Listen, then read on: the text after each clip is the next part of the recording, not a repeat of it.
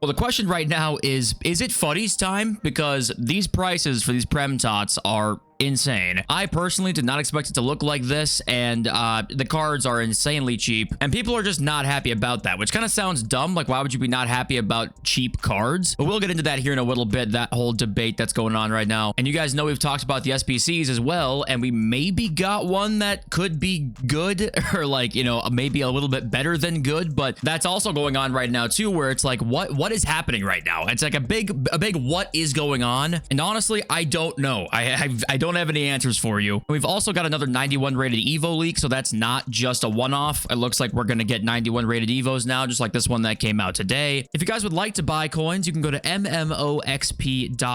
There will be a link in the description down below. They are the cheapest and the safest option. You could use my code JFC at checkout for an 8% discount. And this is the Evo that we saw leaked yesterday in our video, and it looks pretty damn good. You know, 91 rated like we talked about. A lot of good options in here. It's worth 125k, and I think the biggest reason why the market is so low right now is because of Evos. Evolutions being as good as they have been this year has caused this market and card correction that we just didn't expect to see, I think, or never expected to kind of see it to this extent. But team of the season, Bukayo Saka, team of the season, Bruno Fernandes are 100k right now, which, I mean, that's unbelievable, honestly. I never thought I would be saying that, but this card is now less than 100,000 coins, 93 rated. And yes, they made the TOTS cards a bit worse this year, I think. Some of them, at least. You know, some of them look pretty ridiculous, but some of them don't look quite as good as maybe last year's cards did. But this Bukayo Saka card, less than 100,000 coins, this is one of those things where it's hard to sit here and shit on this too much, because at the same time,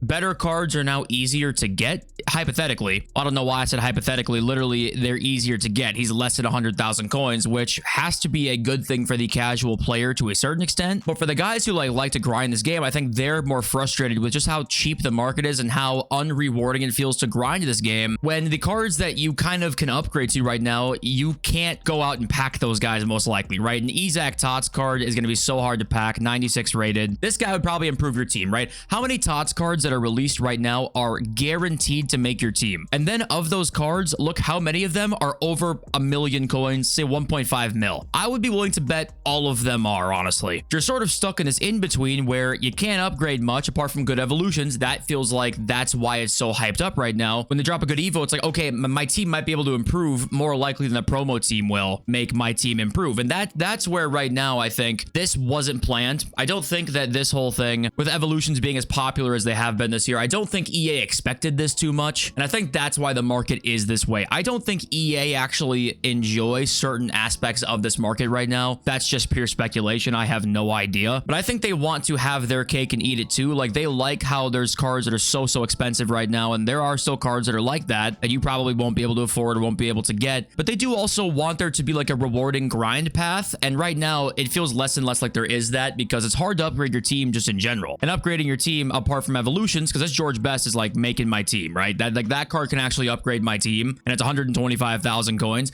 but like, I'm not going to probably pack guys who for sure will. So that's the hard part right now. And it once again, maybe it's just the oversaturation of stuff, right? Maybe that's a bigger reason as to why the market is this way. I'm gonna go look at some more prices here in a sec, but you guys get the point. If you check the market out, it's obviously extremely cheap right now, and I wasn't seeing almost anybody like it. I was seeing most people on Twitter who are going to be more hardcore players themselves. They were not very happy about it. And you know, for example, I'll show you this tweet here. Weaver Fut right here, 100k versus 2 mil. Do you prefer cheaper TOTS or more expensive TOTS? And obviously, it's weird to sit here and be like, no, we want actually more expensive cards. We want cards that are harder to obtain. But these two markets are obviously very different, right? So it's very apples to oranges comparison when it's like, hey, you want cheaper cards, here you go. But the market's not the same as it used to be. But I think, yeah, it's a combination maybe of evolutions and just the oversaturation of content all the time. And maybe that is just an us/me problem, right? Maybe that is the case, and people are really enjoying this stuff right now. And there's some good stuff in here. You know, the reason I was on this objective stream is because I like these sort of things where there's objective bonuses like this for like each league. That's cool. You know, little things like that they can add in here to spice some things up. But yeah, I'm not really sure what to make of this team of the season. I have no idea. I'm sitting here rambling because I don't think most of us know what to make of it, really. And for example, you know, Vardy came out today. This is going to be the best Prem TOTS SBC, probably. There is one leak right now we'll go and look at that maybe competes with it, but this is probably the best one right here. Jamie Vardy, the best one. No end of an era KDB, anything like that. Nothing too crazy. I mean, just scroll through these TOTS SPCs right now. You've got Katoto, Getonperi, you've got Paisao, Basha, Emega, Jordi Klossi, Elizabeth Turlin. You got Bruno Guimaraes. That's a cool SPC. And he looks pretty damn good. He's got a lot of nice rolls in there. So that's a pretty good one. But this is like the best one. Like right here, not counting End of an Eras, this is him and Due, right, are the best ones. And then no icon SPCs either. It's just very strange. I don't know what their plan is here. The numbers must be good. Are the numbers good right now? Because it doesn't feel like they're in desperation right now to drop some crazy shit to enhance things. It doesn't feel like they're feeling that way. So I don't know what's going on. And you guys tell me what you guys think. I will be reading some of these comments, by the way, on my second channel video. I try and have 2 videos that do it, but I think last time I only made it through like 1.5 because there was like 150 I went and read through. So I'm going to try and get through 2 videos. But yeah, it feels like the hardcore players, at least right now, just don't seem to be that enthused with what's going on. And EA should not just think about hardcore players, right? They should have a good mix and a good healthy balance of considering what hardcore players want and what casuals want. But this price here was 24 minutes after content. He was 170k and now he's cheaper than this, of course. So it's just, I don't know. What do you guys think about it? What do you think of it? Feels like futties right now. It feels like we're almost in July at this point in the game cycle where there's not as much care about exactly what's going on. You just kind of try different cards out and play the game that way, I guess. And maybe that's a good thing, right? I don't want to sit here and act like I know what's best 100% for the game because I think I do, but I probably don't. But it's just fascinating to me to think about how much things have changed. And I did see this as well. Bora was talking about the futties thing, right? Like, oh, these futties prices, whatever. This one down here, like, are EA trying to slow down the power curve during TOTS? Is that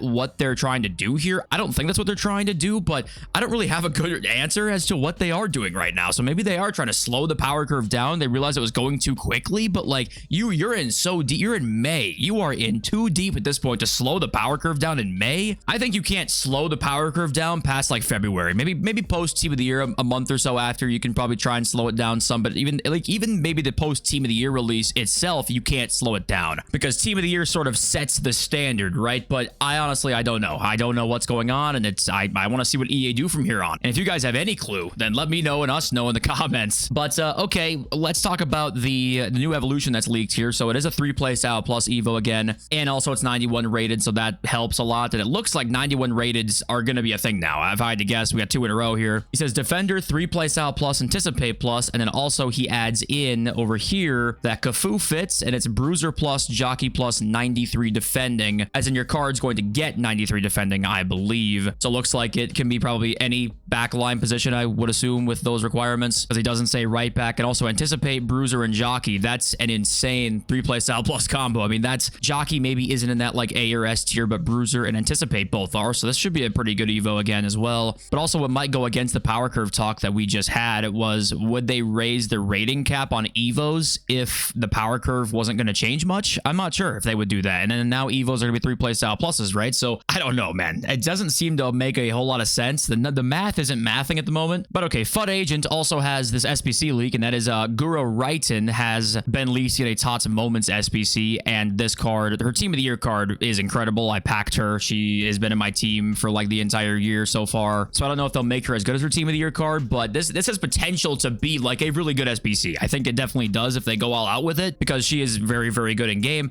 But even then, when you look at this card, if it had these exact stats, would you be super excited about it?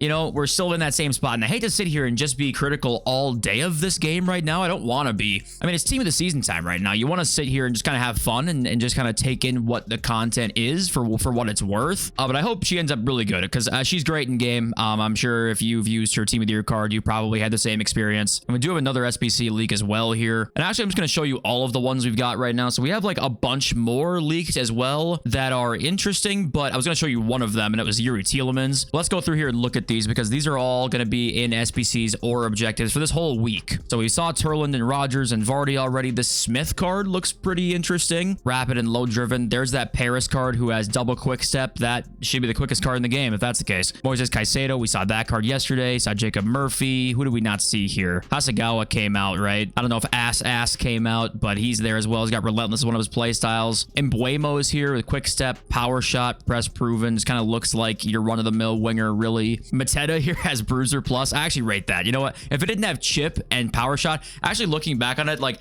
I would have rated the Bruiser Plus shout if he had, say, Finesse Shot and I don't know, like Pinged Pass or something like that. Like, it's like two really good play styles, but instead they give him Chip Shot, Power Shot, and Bruiser. So it's like, okay, that's a trio of hell. All the Murphy brother Dams guards in there. There's Tielemans, who has Pinged, Jockey, and Incisive, and that card, you know, considering it's going to fit into many Evos, I actually think it's going to be a really nice card. And Clivert's too, actually. 96 pace, 90 shot, 94 dribbling, 3 really good play styles, and also fits into Evos. These two are, you know, these two look pretty nice. And then Wisa as well has Power Shot, Trivella, and Rapid with kind of your run-of-the-mill striker card. We saw these 3 yesterday, but it highlights once again all the replies. There were hundreds of replies saying what is going on, what's the plan here. There was no KDB end of an era. We thought we might see that, but they dropped a really damn good Vardy card, so I'm not really sure. But okay, let's take a quick turn here. We're gonna take a very quick turn, abrupt turn, and as I'm sure most of you guys saw this, but GTA 6 has been delayed to May 26th, 2026. So I'll bring this up because we've talked many times on the channel. If you're new around here, we bring this up a lot because many games have been basically planning for the release of GTA 6 for a long time, and have been planning things around that. It's been supposed to be in the fall of 2025. That was the release date for the last about 3 years, I want to say. It has now been delayed to May 26th, 2026, and EA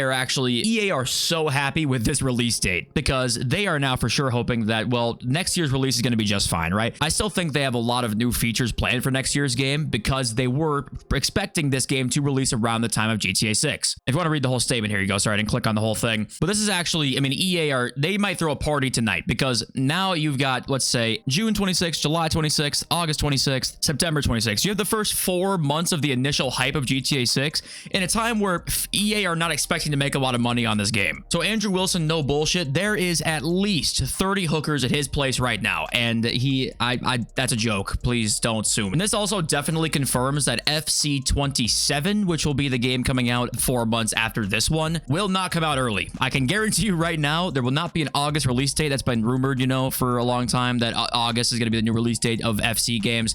Not anymore. I can almost guarantee you that August is not going to be a date for FC 27. And this year, my guess is with that, and with them knowing now that FC 27 is going to be not released in August, they won't want to release this one any earlier. And you might be thinking I'm giving too much stock into what Rockstar is doing, giving them too much credit as a sort of catalyst for EA making changes into their own game. I guarantee you I'm not, okay? This one I'm absolutely confident in that they are definitely looking at this as we need to avoid this as much as we possibly can. It's not just EA. This is every single game studio, game developer is looking at this saying, okay, cross May, June, and July 2026 off the menu, okay? We literally chalk all of that up. But okay, let's talk about the market quickly.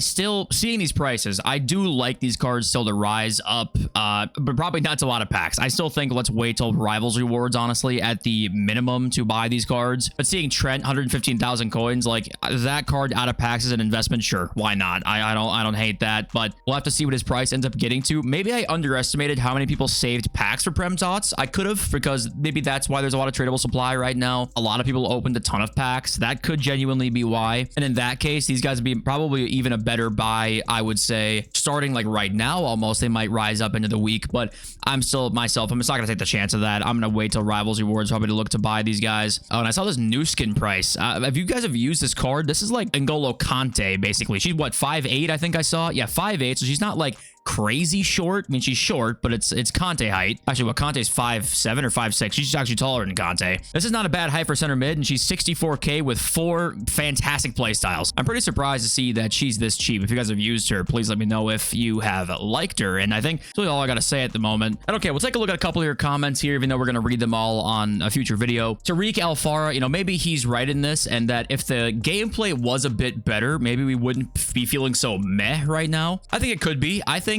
yeah, having good gameplay and for one, good game modes would kind of help everything. It'd be a bit all-encompassing. So I think it definitely would help, but to what degree, I'm not really sure. Maybe we would be feeling this way kind of no matter what. But yeah, you know, you do kind of wonder when the gameplay delay that everyone has, that, you know, when you play this game enough, you start to realize that you're not in control of the responsiveness of this game a lot of the time. You can upgrade your equipment, upgrade this, upgrade that, doesn't fucking matter. The game code is fucked up. I think, does that start to that play a toll eventually? Like, does that start to burn you out over time where it's like, man, I'm playing a game that's delayed like this, and I just, to a certain point, you just kind of give up on it to like really hardcore playing it. You kind of give up a little bit and just play it more casually or not really take it as seriously as you once did. I'm not sure. Maybe that's happening a lot, or maybe that's just, I don't know, copium that really matters, but I'm not sure. Something's going on, and I'm not sure what it is. And then Pierce says, unpopular opinion, the community's unwavering desire to chase the meta actually destroys the experience for them and makes everything look mid or bad. And I think that also can be true as well, because like I said, maybe this is an us thing where it's like, even though it's not the best cards being released all the time, it's more about variety of squad, and you can kind of input players here and there. A lot of these guys are usable. A lot of these SBCs are usable that they're being released. They're just not mind-blowing at all. They're not anything that you look at and go, I'm very excited for this card. Some people will like some cards because they're a fan of the player or club, but for the most part, not really. Then maybe that's just, maybe we're playing the game the wrong way. You know, I try and have the most variety that I can find in my squads. I do like switching them up a lot, but I do agree that there's still a sort of like meta they have to reach for you to switch the squads up. But also, you know, on the other hand, EA have made these game modes to where they're not that casual. I mean, maybe game modes can't be casual anymore. It's a whole other debate, I guess, but EA have set up these game modes up to where they're super competitive all the time. You need your absolute best teams, and if you don't have that, then you're punished for it. So in one hand, it is kind of both players are at play here. EA do set the game up to where it's like they need you to be the most meta you can be, because that's how they make their money, because you need better and better and better players.